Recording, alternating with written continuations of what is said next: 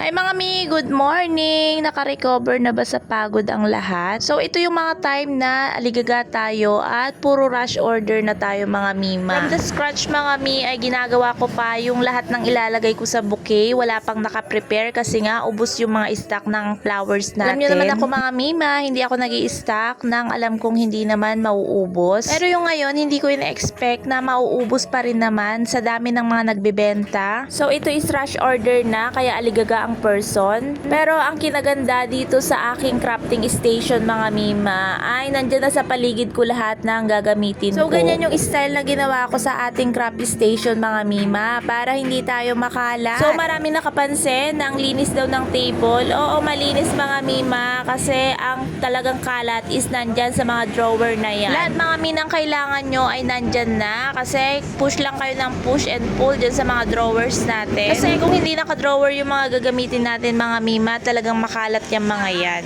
Ayan, isang tip yan mga mima para medyo umaliwalas naman yung craft station natin. Kasi minsan talagang nagkakandawalaan yung mga gamit, hindi natin alam kung bakit. Kaya yung mga drawer na yan mga mima ay talagang nilaan ko dyan para sa mga anik-anik natin na kailangan natin tuwing magra-craft tayo. Dyan lang nakashoot lahat mga mima.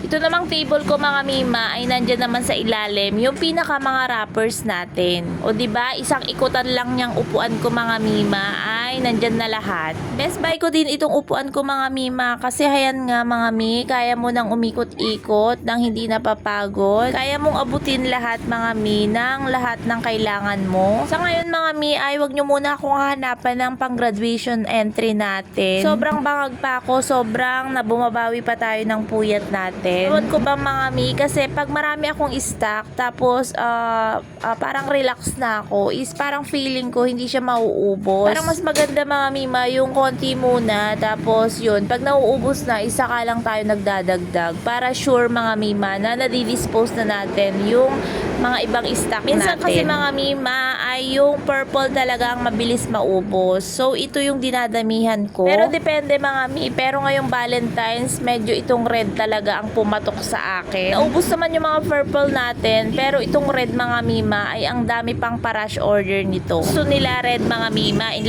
love sila, oo ganun. Sana all may pabulaklak, diba?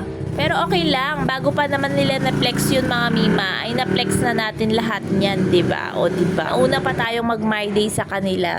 Hindi masyadong marami mga mi yung ginawa ko, sakto lang, nakabenta pa rin. Sobrang tad-tad mga mi, ang daming nagtitinda sa online, sa paglalapag. Talagang marami pa rin dumadayo dito sa amin na naglalapag. Nakarating pa dito sa amin. Kaya dapat ang ginagawa lang din natin mga mi ay yung saktuhan lang din. Para hindi sasama yung loob natin kapag hindi naman nauubos, diba? Mas maganda yung meron na tayong goal kung hanggang magkano lang o hanggang ilan lang yung bouquet na gagawin natin.